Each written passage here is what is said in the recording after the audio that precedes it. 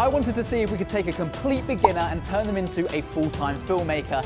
So I took a random person on the internet, gave them some advice on how to shoot better content and land clients, and here's what happened. We're going to start creating George a portfolio that looks something like this, so let's jump straight into it. George, I want you to go to our local supermarket and grab 3 products that catch your eye and we can create a video out of, but they can't be big named brands. Are you up for the challenge? Absolutely. Here's your GoPro, mate. Off you go, and I'll see you back here shortly. Now, I'm just gonna quickly explain why I've told George to focus on smaller brands. That's because a mistake that beginners filmmakers make is when they're doing stuff for free or passion projects, they end up buying products, particularly from multi-billion-dollar companies.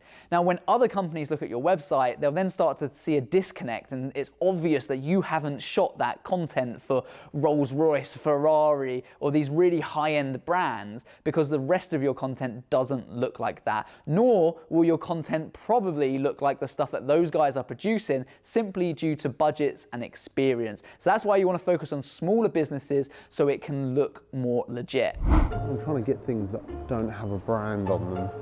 How about this? This looks quite good.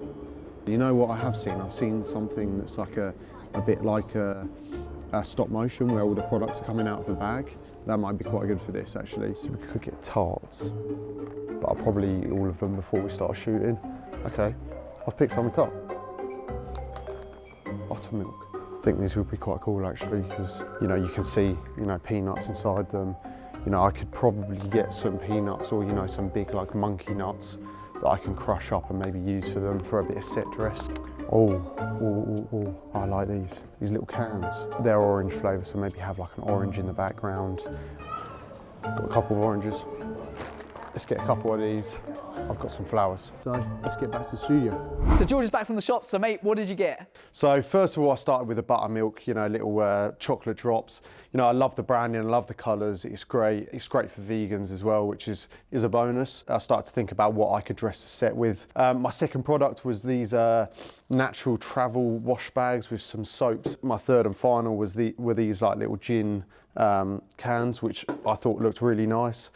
They do orange and ginger flavours. Mate, I think that's really cool. You've got some really exciting things here. The plan of action is just to create 3 10 to 15 second videos. We're not looking to do anything super crazy, but we're going to keep it nice and simple, keep the shoot straightforward. So let's jump straight into it and start making some content.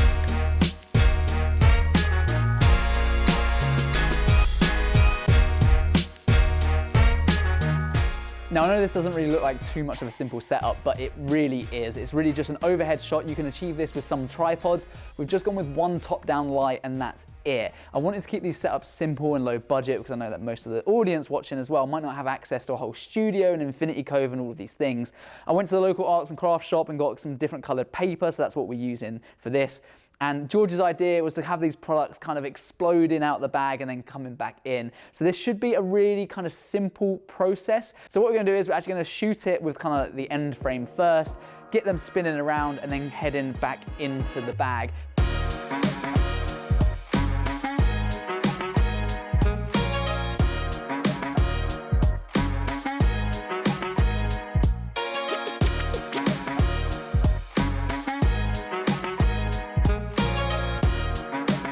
So we just finished up the first product shoot, we're now moving on to the second one. The key here is obviously to keep everything super simple. You guys can obviously get as creative as you want. George has come up with the idea of having the product spinning and then a few things happening with the ingredients and what have you. We've got the newer VS100 slider here that I'm just going to leave everything set up on to make our life a little bit easier. It's an electronic slider so we can get some really dynamic shots, and actually that's something, along with having good lighting, can really help increase your overall production value for not a lot of extra cost. So we're going to jump into this now, enjoy the behind the scenes, and we'll get cracking.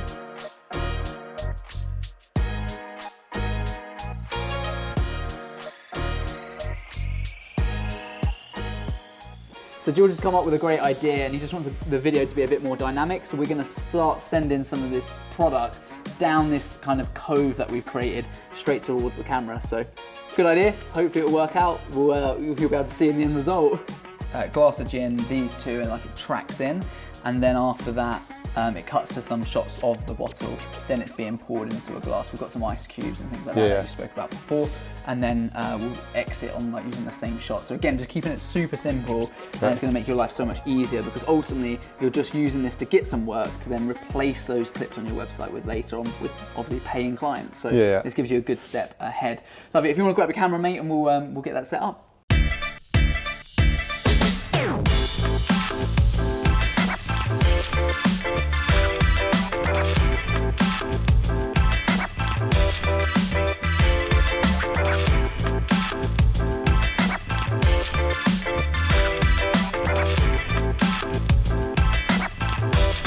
So it's been really important to me that George has done a lot of this himself, because there's no point in me doing it as a production company, because then if George gets a client, they're not going to know what kind of standard they're getting. So George has done a great job at building up a credible portfolio, and as you start to get more paying clients, we'll look to replace this stuff on your website, because we don't want lots of your free stuff on your website. We want paying clients. Otherwise, when a client comes up to you and they say, how much was that video? You're going to have to say, actually, I did it for free. And they're going to be saying, what? Well, why do we have to pay you then?